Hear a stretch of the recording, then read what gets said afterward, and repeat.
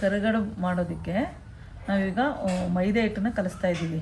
ಅದಕ್ಕೆ ಏನೇನು ಇಂಗ್ರೀಡಿಯೆಂಟ್ಸ್ ಬೇಕಂತ ಹೇಳ್ತಾ ಇದ್ದೀನಿ ನೋಡ್ಕೊಳ್ಳಿ. ಮೈದಾ ಹಿಟ್ಟು ಒಂದು ಅರ್ಧ kg ಅಷ್ಟು ಮೈದಾ ಹಿಟ್ಟು ತೊಗೊಂಡಿದ್ದೀನಿ. ಅದಕ್ಕೆ ಒಂದೇನು ಚಿಟಕಿ ಅರಿಶಿನ ಹಾಕಿದ್ದೀವೋ ಇಲ್ಲೋ ಅಂತೇಳಿ ಅಂತ ಚೂರು, ಮತ್ತು ಸ್ವಲ್ಪ ಉಪ್ಪು ನೋಡಿ, ಉಪ್ಪು ಮತ್ತು ಸ್ವಲ್ಪ ಎಣ್ಣೆ ಹಾಕ್ಬಿಟ್ಟು ಚೆನ್ನಾಗಿ ಇದನ್ನ ಕಲಿಸ್ಬೇಕು. ಫಸ್ಟು ಏನೇನು ಹಾಕಿದ್ದೀರಾ ಆಂಟಿ? ಕಲಿಸ್ತಾ ಮೈದಾ ಹಿಟ್ಟು, ಅದಕ್ಕೆ ಸ್ವಲ್ಪ ಅರಿಶಿನ ಮತ್ತು ಸ್ವಲ್ಪ ಉಪ್ಪು ಮತ್ತು ಎಣ್ಣೆ, ಅಡುಗೆ ಎಣ್ಣೆ ಹಾಕ್ಬಿಟ್ಟು ಇದನ್ನು ಈ ಥರ ಮಿಕ್ಸ್ ಮಾಡ್ಕೋಬೇಕು ಫಸ್ಟು. ಯಾಕೆಂದರೆ ನೀರು ಹಾಕ್ಬಿಡ್ಬಾರ್ದು ಸಡನ್ನಾಗಿ. ಫಸ್ಟ್ ಇದನ್ನು ಈ ಥರ ಕಲಿಸ್ಕೋಬೇಕು. ಇದು ಸ್ವೀಟ್ ಕಡುಬ ಅಥವಾ ಸ್ವೀಟಿಗೆ ಅಂದ್ರೆ ಒಬ್ಬೊಬ್ರು ಕಾಯಿ ಹಾಕಿ ಮಾಡ್ತಾರೆ, ಒಬ್ಬೊಬ್ರು ಹೂರಣ ಇದೆ. ಆ ಹೂರಣಕ್ಕೆ ಯಾವ ಥರ ಕರಿಗಡುಬು ಉಳಿದ್ರೆ ಇರುತ್ತಲ್ವಾ, ಒಬ್ಬಟ್ಟು ಮಾಡೋ ಹೂರಣ ಇದ್ರೆ ಆ ಬೇಳೆದು ಹೂರಣ ಇರುತ್ತಲ್ಲ, ಅದನ್ನ ಈ ಥರ ಮಾಡ್ಕೋಬೋದು. ಮಕ್ಕಳು ಎಲ್ರೂ ಕೈಯಲ್ಲಿ ಒಂದೊಂದು ಕೊಟ್ಟರೆ, ಒಬ್ಬಟ್ಟಾದರೆ ಅಲ್ಲಿ ಇಲ್ಲಿ ಚೆಲ್ಲಾಡ್ತಾರೆ, ಇದಾದರೆ ಓಡಾಡ್ಕೊಂಡು ತಿಂತಾ ಇರ್ತಾರೆ ಮಕ್ಕಳುಗಳು.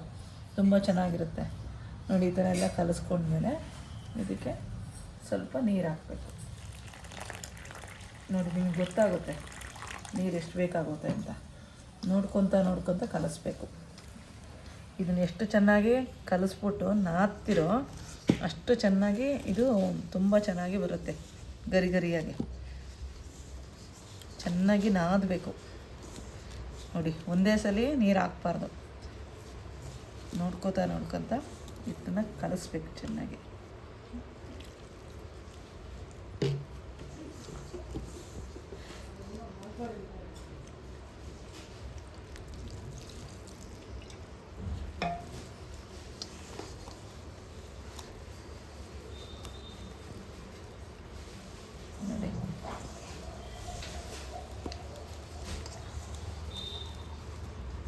ಮಾಡ್ತೀಯಾ ನೋಡಿ. ಒಂದೇ ಒಂದು ಸ್ವಲ್ಪ ಕೊನೆ ಟೈಮಲ್ಲಿ ಒಂದು ಅರ್ಧ ಗ್ಲಾಸ್ ಕಾಫಿ ಕುಡಿತೀವಲ್ವ, ಅಷ್ಟು ಹಾಲನ್ನ ಹಾಕಬೇಕು. ಹಾಲು ಹಾಕಿದ್ರೆ ತುಂಬ ಚೆನ್ನಾಗಿ ಬರುತ್ತೆ ಆಯಿತಾ. ಇದಕ್ಕೆ ಸೋಡಾ ಅದೆಲ್ಲ ಏನು ಬೇಕಾಗಿಲ್ಲ. ನಮ್ಮ ಮೈದಾ ಹಿಟ್ಟು ಹಾಕಿದೆ, ಒಂಚೂರು ಅಕ್ಕಿ ಹಿಟ್ಟು ಹಾಕಿದರೆ ತುಂಬ ಗರಿ ಗರಿ ಬರುತ್ತೆ. ನಮ್ಮ ಮನೇಲಿ ಅಕ್ಕಿ ಹಿಟ್ಟಿಲ್ಲ ಈಗ, ಅದಕ್ಕೆ ನಾನು ಈಗ ಅದರಲ್ಲೇ ಹಾಗೇ ಮಾಡ್ತಾಯಿದ್ದೀನಿ, ಮೈದಾ ಹಿಟ್ಟಲ್ಲೇ ಮಾಡ್ತಾಯಿದ್ದೀನಿ. ಆ ಕಾರಣಕ್ಕೆ ಆದರೂ ಚೆನ್ನಾಗಿ ಬರುತ್ತೆ. ಇನ್ನೂ ಗರಿ ಗರಿ ಬೇಕು ಅಂದರೆ ಒಂಚೂರು ಅಕ್ಕಿ ಹಿಟ್ಟು ಹಾಕಿದರೆ ಹಿಟ್ಟು ಕಲಿಸುವಾಗ ತುಂಬ ಚೆನ್ನಾಗಿ ಬರುತ್ತೆ. ಆಮೇಲೆ ಇನ್ನೊಂದು ಮೇಯ್ನ್ ವಿಷಯ ಏನಂದರೆ, ನೀವು ಮೈದಾ ಹಿಟ್ಟನ್ನು ಕಲಿಸುವಾಗ ಯಾವುದೇ ಕಾರಣಕ್ಕೂ ಡೈರೆಕ್ಟಾಗಿ ಕಲಿಸ್ಬೇಡಿ. ಎಷ್ಟೇ ವಿಶ್ವಾಸ ಇದ್ರೂ ಅದರಲ್ಲಿ ಒಂದೊಂದು ಸಲ ಹುಳಗಳಿರುತ್ತೆ, ಅದು ಕಣ್ಣಿಗೆ ಕಾಣಲ್ಲ, ತುಂಬ ವೈಟ್ ಆಗಿರುತ್ತೆ. ಕೆಲವ್ರಿಗೆ ಅನುಭವ ಆಗಿರುತ್ತೆ, ಅದನ್ನು ನಾನು ಹೇಳಬೇಕಾಗಿಲ್ಲ. ಬಟ್ ಆದರೂ ಒಂದು ಸಲ ಹೇಳ್ತಾಯಿದ್ದೀನಿ. ಇದನ್ನು ಮಾತ್ರ ಚೆನ್ನಾಗಿ ನೀವು ಮೈದಾ ಹಿಟ್ಟು ಕಲಿಸುವಾಗ ಫಸ್ಟು ಯಾವುದೇ ಅಡುಗೆ ಮಾಡುವಾಗ ಮೈದಾ ಹಿಟ್ಟು ವಿಷಯದಲ್ಲಿ ಮಾತ್ರ ಫಸ್ಟು ಒಂದು ಸಲ ಜರಡಿ ಹಿಡಿದ್ಬಿಟ್ಟು ನೀವು ಮಾಡಿ. ಆವಾಗ ನಿಮಗೆ ಗೊತ್ತಾಗುತ್ತೆ ಒಂದು ಸಲ ಯಾವಾಗಾದ್ರೂ. ಇಲ್ಲಾಂದರೆ ಹುಳಗಳಿರುತ್ತೆ, ಕಣ್ಣಿಗೆ ಕಾಣೋದಿಲ್ಲ ಆಯಿತಾ. ಹಾಗಾಗ್ಬಿಟ್ಟು ನೋಡಿ ಈ ಥರ ಚೆನ್ನಾಗಿ ಕಾದಿದೆ. ಇನ್ನು ಸ್ವಲ್ಪ ಕೈಗೆ ಒಂಚೂರು ಎಣ್ಣೆ ಹದ್ಕೊಂಡು ಅದನ್ನು ನೋಡಿ ಒಂದು ಸ್ವಲ್ಪ ಲಾಸ್ಟಲ್ಲಿ, ಯಾಕೆಂದರೆ ಇದು ಸಮನಾಗಿ ಎಲ್ಲ ಕ್ಲೀನಾಗಿ ಕುತ್ಕೊಡುತ್ತಲ್ವ ಹಿಟ್ಟು ನೆನೆಯೋಕ್ಕೆ. ಆವಾಗಲೇ ಸ್ವಲ್ಪ ಹಾಕ್ಕೊಂಡಿದ್ವಿ. ಈಗ ಕೈ ಇದೆಲ್ಲ ಇದು ಕೂತ್ಕೋಬೇಕು ಹಿಟ್ಟು ಅಳ್ಕೊಳ್ಳೋಕ್ಕೆ. ಎಷ್ಟು ಗಂಟೆ ಬಿಡಬೇಕು ಆಂಟಿ? ಒಂದು ಅರ್ಧ ಗಂಟೆ ಬಿಟ್ಟರೆ ಚೆನ್ನಾಗಿರುತ್ತೆ. ಹಿಟ್ಟು ಕಲಸಿ ಚೆನ್ನಾಗಿ ಅಳ್ತ್ಬಿಟ್ರೆ ಹಿಟ್ಟು ಒದಗುತ್ತೆ. ಹಿಟ್ಟು ಅಳ್ಕೋಬೇಕು. ಹಿಟ್ಟನ್ನು ನೀವು ಚೆನ್ನಾಗಿ ನಾದ್ಕೊಳ್ಳೋದ್ರ ಮೇಲೆ ಇರುತ್ತೆ ಇದು. ಹಿಟ್ಟು ಚೆನ್ನಾಗಿ ನಾದಬೇಕು ಕೈಯಿಂದ, ಯಾವಾಗಲೂ ಅದಕ್ಕೆ ಕರಿಗಡುಬು ಚೆನ್ನಾಗಿ ಸ್ಮೂತಾಗಿ ಗರಿ ಗರಿಯಾಗಿ ಬರುತ್ತೆ, ಸಾಫ್ಟಾಗಿ. ಮಕ್ಕಳಿಗೆ ಇದು ತುಂಬ ವಿಶೇಷ, ಚೆನ್ನಾಗಿರುತ್ತೆ. ಇದೇ ಮೈದಾ ಹಿಟ್ಟಿಗೆ ಡ್ರೈ ಫ್ರೂಟ್ಸ್ದು ಎಲ್ಲ ಮಿಕ್ಸ್ ಮಾಡಿಕೊಂಡು ಕರ್ಜಿಕಾಯಿ ಮಾಡ್ತೀವಿ ಗೊತ್ತಾ, ಆ ಥರನೂ ಮಾಡ್ಬೋದು. ಸೇಮ್ ಹಿಟ್ಟು ಇದರಲ್ಲೇ ಅದು ಮಾಡ್ಬೋದು, ಚೆನ್ನಾಗಿರುತ್ತೆ. ಇನ್ನೊಂದು ಸಲ ಅದನ್ನು ತೋರಿಸ್ತೀನಿ, ಕರ್ಜಿಕಾಯಿದು ಡ್ರೈ ಫ್ರೂಟ್ಸ್ದು ಕರ್ಜಿಕಾಯಿ ಹೇಗೆ ಮಾಡಬೇಕು ಅಂತೇಳಿ ಅಂತ ಇನ್ನೊಂದು ಸಲ ತೋರಿಸ್ತೀನಿ. ಈಗ ಉಳಿದಿರೋವಂಥ ಹೂರಣದಲ್ಲಿ ನಾವು ಮೈದಾ ಹಿಟ್ಟು ಇದು ಮಾಡಿಬಿಟ್ಟು ಕಲಿಸ್ಬಿಟ್ಟು ಕರಿಗಡುಬು ಮಾಡೋದು ಹೇಗೆ, ಒಂದೊಂದು ಭಾಷೆಯಲ್ಲಿ ಒಂದೊಂದು ಕಡೆಗೆ ಒಂದೊಂದು ಥರ ಹೇಳ್ತಾರೆ. ನಾವು ಕರಿಗಡುಬು ಅಂತ ಹೇಳ್ತೀವಿ. ನಾವು ಚಿಕ್ಕಮಂಗ್ಳೂರಿನವರು. ಚಿಕ್ಕಮಂಗ್ಳೂರು ಭಾಷೆಯಲ್ಲಿ ಕರಿಗಡುಬು ಅಂತಂದರೆ ಶಿವಮೊಗ್ಗ ತುಂಬ ಫೇಮಸ್ಸು ಕರಿಗಡುಬು ಅಂದರೆ. ನಿಮ್ಮ ಸೈಡು ಏನಂತ ಕೂಗ್ತಾರೆ ಅಂದ್ಬಿಟ್ಟು ಕಾಮೆಂಟ್ ಬಾಕ್ಸಲ್ಲಿ ಕಾಮೆಂಟ್ ಹಾಕಿ. ಹಾಂ, ನಾವು ಇದಕ್ಕೆ ಏನು ಹೇಳ್ತೀವಿ ಅಂತಂದರೆ ಕಣ್ಕ ಅಂತ ಹೇಳ್ತೀವಿ. ಇದಕ್ಕೆ ಮೈದೆ ಹಿಟ್ಟು. ಇದಕ್ಕೆ ಕೃಷ್ಣನ್ಗೆ ಏನು ಇಷ್ಟ ಆಗತ್ತೆ ಆಂಟಿ? ಕೃಷ್ಣನಿಗೆ ತುಂಬ ವಿಶೇಷ ಅಂತಂದರೆ ಕಡಲೆಪುರಿ, ಉಂಡೆ, ಆಮೇಲೆ ಅವನಿಗೆ ಬೆಣ್ಣೆ ತುಂಬ ಇಷ್ಟ ಆಯಿತಾ. ಮತ್ತು ಅವಲಕ್ಕಿನ ನೆನೆಸ್ಬಿಟ್ಟು ಪ್ರಸಾದ ಮಾಡಬೇಕು ಸ್ವಾಮಿಗೆ, ಅದೇ ಅವನಿಗೆ ತುಂಬ ವಿಶೇಷ ಅವನಿಗೆ. ಆಮೇಲೆ ಹಾಲು, ಮೊಸರು ಅವನಿಗೆ ತುಂಬ ಅದೇ ಅಲ್ವಾ, ಅವನು ಗೋಪಾಲ ಅಲ್ವಾ, ಆ ಕಾರಣಕ್ಕೆ ಅವನಿಗೆ ಅದೇ ವಿಶೇಷ. ಬೆಣ್ಣೆ ಕಳ್ಳ ಅವನಿಗೆ ತುಂಬ ಇಷ್ಟ. ಅವನಿಗೆ ಬೆಣ್ಣೆ. ಇವತ್ತು ನಮ್ಮ ಮನೇಲಿ ಕೃಷ್ಣ ಕುಂದ್ರಿಸ್ತಿದ್ದೀವಿ ಈಗ. ಹಾಂ, ಕೃಷ್ಣನಿಗೆ ನೈವೇದ್ಯಕ್ಕೆ ಒಂದು ಅರ್ಧ ಗಂಟೆ ಬಿಟ್ಟು ಮಾಡ್ತೀನಿ, ಅದನ್ನು ವಿಡಿಯೋ ಮಾಡ್ತೀವಿ ನೋಡಿ. ಹಾಗಾಗ್ಬಿಟ್ಟು ನೋಡಿ, ಸ್ಕಿಪ್ ಮಾಡ್ದೇನೆ ವಿಡಿಯೋ ನೋಡಿ. ಇನ್ನು ಯಾರ್ಯಾರೆಲ್ಲ ನನ್ನ ಯೂಟ್ಯೂಬ್ ಚಾನಲ್ನ ನಮ್ಮ ಚಿಕ್ಕಮಂಗ್ಳೂರಲ್ಲಿ ಮಾಡುವಂಥ ಅಡುಗೆಗಳು ವೆರೈಟೀಸ್ನ ನಾವು ಈ ಚಾನಲಲ್ಲಿ ನಾನು ಅಪ್ಡೇಟ್ ಮಾಡಿಸ್ತೀನಿ ನಮ್ಮ ಹುಡುಗಿ ಮುಖಾಂತರ. ನಿಮಗೆ ಇಷ್ಟ ಆದರೆ ನೋಡಿ. ಮತ್ತು ನಮ್ಮಲ್ಲಿ ಸ್ಪೆಷಲ್ ಅಕ್ಕಿ ರೊಟ್ಟಿ ತುಂಬ ಚೆನ್ನಾಗಿ ಮಾಡ್ತಾರೆ ಆಯಿತಾ. ಆ ಅಕ್ಕಿ ರೊಟ್ಟಿ ಮಾಡೋದು ಹೇಗೆ, ಮತ್ತು ವೆಜಿಟೇಬಲ್ಸ್ ಮಿಕ್ಸೆಡ್ ತರಕಾರಿ ಪಲ್ಯ ಮಾಡ್ತಾರೆ ನಮ್ಮಲ್ಲಿ. ನಮ್ಮ ಚಿಕ್ಕಮಗಳೂರಲ್ಲಿ ಜಾಸ್ತಿ ಮಿಕ್ಸೆಡ್ ತರಕಾರಿ ಪಲ್ಯ. ಇಲ್ಲಿ ಬೆಂಗಳೂರು ಥರ ಒಂದೊಂದೇ ತರಕಾರಿಲಿ ಮಾಡೋದಿಲ್ಲ. ಮಿಕ್ಸೆಡ್ ತರಕಾರಿ ಪಲ್ಯ, ಕಾಯಿ ಚಟ್ನಿ, ತೆಂಗಿನಕಾಯಿ, ಪ್ಯೂರ್ ತೆಂಗಿನಕಾಯಿ ಚಟ್ನಿ ತುಂಬ ಚೆನ್ನಾಗಿ ಮಾಡ್ತಾರೆ. ಖಾರ ಅದಕ್ಕೆ ತುಂಬ ಅಂದರೆ ತುಂಬ ಚೆನ್ನಾಗಿರುತ್ತೆ. ಅದು ಅಡುಗೆಗಳು ನಾನು ತೋರಿಸ್ಕೊಡ್ತೀನಿ. ನಮ್ಮ ಚಿಕ್ಕಮಂಗ್ಳೂರಿನಲ್ಲಿ ಮಾಡುವಂಥ ಹಂಗಾಗ್ಬಿಟ್ಟು ಹಳ್ಳಿ ಅಡುಗೆ, ಅದನ್ನು ನಾಟಿ ಪ್ಯೂರು. ನಾವು ಬೇರೆ ಥರ ಅದೇ ಬೇಕು ಇದೇ ಬೇಕು ಬೆಂಗಳೂರಲ್ಲಿ ಅದಿಲ್ಲ ಅಂದರೆ ಆಗೋದಿಲ್ಲ ಅಂತ ನಾವೆಲ್ಲ ಹೇಳಲ್ಲ. ಏನಿದೆಯೋ ಅದರಲ್ಲಿ ಹಾಕಿ ಮಾಡ್ತೀವಿ. ನಮ್ಮಲ್ಲಿ ವಿಶೇಷವಾದ ಅಡುಗೆಗಳನ್ನ ಮಾಡಿ ನಿಮಗೆ ಅಪ್ಲೋಡ್ ಮಾಡ್ತಾ ಇರ್ತೀವಿ. ಇನ್ಮೇಲೆ ನೋಡಿ, ನಿಮ್ಗೆ ಇಷ್ಟ ಆದರೆ ನಮಗೆ ಆರ್ಡ್ರ್ ಕೊಡಿ. ನಮಗೆ ನಮ್ಮ ಮಲೆನಾಡು ಸ್ಪೆಷಲ್ ಅಕ್ಕಿ ರೊಟ್ಟಿ, chicken curry, vegetarian, veg, non veg. Only ಚಿಕನ್ನಲ್ಲಿ ಮಾಡ್ತೀವಿ. ನಾನ್ ವೆಜ್ಜು ಮಟನ್ ಯೂಸ್ ಮಾಡೋದಿಲ್ಲ, ಯಾಕೆಂದರೆ ಮತ್ತು ಪಿಗ್ಗು, ಫೋರ್ಕ್ ಅದೆಲ್ಲ ಮಾಡೋದಿಲ್ಲ. ಓನ್ಲಿ ಚಿಕನ್ ಬೇಕಂದರೆ ಚಿಕನ್ ಮಾಡಿಕೊಡ್ತೀವಿ ಅಕ್ಕಿ ರೊಟ್ಟಿಗೆ. ಓಕೆ ಗಾಯ್ಸ್, ಇನ್ನು ಸ್ವಲ್ಪ ಇದು ಸ್ವಲ್ಪ ನೋಡಿ, ಇದು ಇಷ್ಟು ಚೆನ್ನಾಗಿ ನೋಡಿ, ಹಿಂಗಂದರೆ ಹಿಂಗೆ ಬೆಳ್ಳು ನೋಡಿ ಎಷ್ಟು ಚೆನ್ನಾಗಿ ಇದಾಗಿದೆ ನೋಡಿ. ಈ ಥರ ನೋಡಿ, ಈ ಥರ ಇನ್ನು ನೆನ್ಕೊಡುತ್ತೆ. ಇನ್ನು ಸ್ವಲ್ಪ ಹೊತ್ತು ಬಿಡ್ಬೇಕು ಇದನ್ನ ಚೆನ್ನಾಗಿ. ನೋಡಿ ಈ ಥರ ಹಿಂಗಂದರೆ ಸಾಕು, ಹಿಂಗಿರಬೇಕು ಆಯಿತಾ. ಇದನ್ನು ಒಂದು ಅರ್ಧ ಗಂಟೆ ಒಂದು ಪ್ಲೇಟು ಏನಾದರೂ ಹಾಕ್ಬಿಟ್ಟು ಮುಚ್ಚುತ್ತೀನಿ. ಮುಚ್ಚಿಬಿಟ್ಟು ಇಕ್ಕಿದ್ರೆ ಸ್ವಲ್ಪ ಹೊತ್ತು ಬಿಟ್ಟು ಅಳ್ಕೊಳುತ್ತೆ. ಆಮೇಲೆ ಲಟ್ಟಿಸ್ಬಿಟ್ಟು ಕರ್ಜೆಕಾಯಿನ ತುಂಬಿಬಿಟ್ಟು ನಿಮಗೆ ಕರೆಯೋದು ಹೇಗೆ ಅಂತಿರುತ್ತೆ.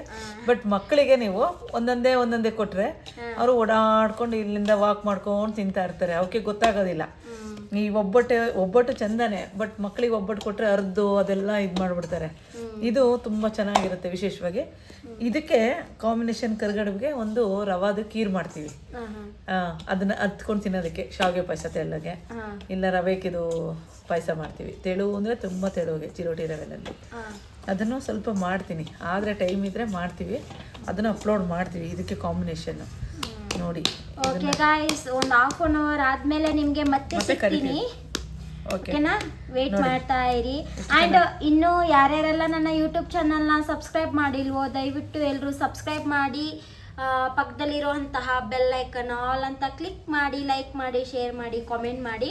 ಮತ್ತು ನಿಮಗೇನಾದರೂ ವೆಜ್ 50 ಜನದಿಂದ 100 ಜನ ತನಕ ವೆಜ್ ಫುಡ್ ಏನಾದರೂ ಆರ್ಡ್ರ್ ಬೇಕಂದರೆ, ಒಬ್ಬಟ್ಟು ಊಟದು, ಶಾವಿಗೆ ಪಾಯಸ, ಈ ಥರದ್ದೆಲ್ಲ, ಒಂದು ಗೃಹ ಪ್ರವೇಶ, ನಾಮಕರಣ, ಈ ಥರದ್ದು ಏನಾದ್ರು ಸಣ್ಣ ಪುಟ್ಟ ಫಂಕ್ಷನ್ ಅಂದರೆ 50 ಜನದಿಂದ 100 ಜನದ ಒಳಗಡೆ ಅಡುಗೆನ ಮಾಡಿ ಕೊಡ್ತೀವಿ. ಬೇಕಂದರೆ ನೀವು ಆರ್ಡ್ರ್ ಮಾಡ್ಬೋದು. ಕೆಳಗಡೆ ನಾನು ನಂಬರ್ ಹಾಕಿರ್ತೀನಿ. ಸುಮ್ಮನೆ ನಿಮ್ಗೆ ಆರ್ಡರ್ ಬೇಕಂದ್ರೆ ಮಾತ್ರ ಕಾಲ್ ಮಾಡಿ. ಅದು ನನ್ನ ನಂಬರ್ ಆಗಿರಲ್ಲ, ನಾನು ಅನ್ಕೊಂಡು. ಪ್ಯೂರ್ ವೆಜಿಟೇರಿಯನ್ನು ಆಯಿತಾ, ನಾನು ಪ್ಯೂರ್ ವೆಜಿಟೇರಿಯನ್ನು ಆಯಿತಾ. ಆದ್ರೂ ನಾನ್ ವೆಜ್ ಕೂಡ ಕಲ್ತಿದ್ದೀನಿ. ಯಾಕೆ ಅಂತಂದರೆ ಸಪೋಸು ಬೇಕು ಅಂದರೆ ಇರಲಿ ಅಂತೇಳಿ ಅಂತ ಸಮಯ ಒಂದೊಂದು ಟೈಮ್ ಹಂಗಿರುತ್ತೆ, ಅದಕ್ಕೋಸ್ಕರ. ಗಾಯ್ಸ್, ನಾನು ಕೆಳಗಡೆ ನಂಬರ್ ಹಾಕಿರ್ತೀನಿ, ಅದು ನನ್ನ ನಂಬರ್ ಆಗಿರಲ್ಲ. ನಾನು ಅನ್ಕೊಂಡು ಯಾರು ಕಾಲ್ ಮಾಡೋಕೆ ಹೋಗಬೇಡಿ. ನಿಮ್ಗೇನೇ ಆರ್ಡರ್ಸ್ ಇದ್ರೂ, ಒಬ್ರು ಕೇಳಿದ್ರು, ನಾನೊಂದು ಹೂವು ಕಟ್ಟುವ ವಿಧಾನ ಒಂದು ವಿಡಿಯೋ ಮಾಡಿದ್ದೆ, ಅದು ತುಂಬ ಸಪೋರ್ಟ್ ಮಾಡಿದ್ದೀರಾ. ಅದಕ್ಕೂ ಕೂಡ ಅದೇ ಥರ ಈ ವಿಡಿಯೋಗೂ ಕೂಡ ಸಪೋರ್ಟ್ ಮಾಡಿ. ಅದರಲ್ಲಿ ಒಬ್ಬರು ಕಾಮೆಂಟ್ ಮಾಡಿದ್ರು, ನಾವು ನಿಮ್ಮನ್ನು ಹೇಗೆ ಕಾಂಟ್ಯಾಕ್ಟ್ ಮಾಡೋದು ಆರ್ಡ್ರ್ ಮಾಡಬೇಕಂದ್ರೆ ಅಂತ ಎಲ್ಲ ಹೇಳಿದರು. ಹಾಗಾಗಿ ಈ ವಿಡಿಯೋದಲ್ಲಿ ಅವ್ರ ಕಾಂಟ್ಯಾಕ್ಟ್ ನಂಬರ್ ಹಾಕಿರ್ತೀನಿ.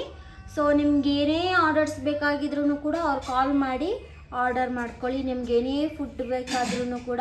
ಮತ್ತು ಫಂಕ್ಷನ್ಗೆ ಇಷ್ಟು ಜನಗೆ ಊಟ ಬೇಕು ಹೇಳಿದ್ರಲ್ವ, ನಿಮ್ಗೆ ಯಾವ ಥರ ಬೇಕಂದ್ಬಿಟ್ಟು ಕಾಲಲ್ಲಿ ಮಾತಾಡಿ ಆರ್ಡ್ರ್ ಮಾಡ್ಕೊಳ್ಳಿ. ಸಿಗ್ತೀನಿ ಹಾಫ್ ಆನ್ ಅವರ್ ಆದಮೇಲೆ ಸಿಗ್ತೀನಿ. ಟಾಟಾ ಫಸ್ಟು ಈ ಥರ ಎಲೆನ ನೆನೆಸಿದ್ವಲ್ಲ ಹಿಟ್ಟನ್ನು ಹಾಂ ಅದರ ಉಂಡೆ ಮಾಡಿಕೊಂಡು ಓಕೆ ಈ ಥರ ಉಂಡೆ ಮಾಡಿಕೊಂಡು ನಿಮ್ಗೆ ಯಾವ ಸೈಜಲ್ಲಿ ಬೇಕೋ ಆ ಸೈಜಲ್ಲಿ ಉಂಡೆ ಮಾಡ್ಕೊಂಡು ಈ ಥರ ಎಲೆನ ಉಜ್ಜಿಬಿಟ್ಟು ನೋಡಿ ಉಜ್ಜಿರ್ತೀರಲ್ಲ ಎಲೆ ಮೇಲೆ ಇಟ್ಕೊಳ್ಳಿ ಆಯಿತಾ. ಸುತ್ತಲೂ ಒಂಚೂರು ಒದ್ದೆ ಥರಕ್ಕೆ ಹಾಲು ಆಯಿತಾ. ಒಬ್ಬೊಬ್ರು ನೀರು ಹಾಕ್ತಾರೆ, ಒಬ್ಬೊಬ್ರು ಹಾಲು ಹಾಕ್ತಾರೆ. ಹಾಲು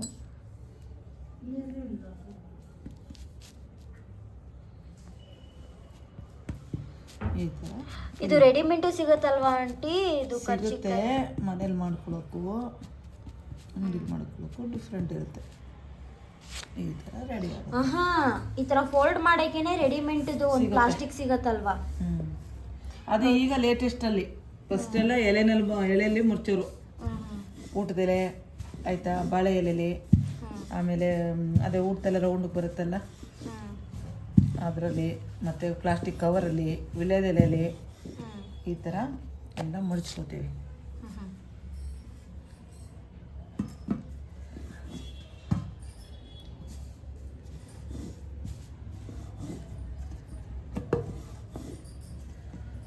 ಮಾಡ್ಕೊಂಡು ಫೋಲ್ಡ್ ಮಾಡಿ ಎಣ್ಣೆಯಲ್ಲಿ ಕರಿಯೋದು ಅಷ್ಟೇ. ಗೋಲ್ಡನ್ ಬ್ರೌನ್ ಥರ. ನಿಮಗೆ ಈ ಥರ ಟೇಬಲ್ ಇಲ್ಲ ಅಂದರೆ ಪ್ಲೇಟ್ ಇದ್ರೆ ಸಾಕು, ಇದ್ರಲ್ಲಿ ಮಾಡ್ಕೊಬೋದು.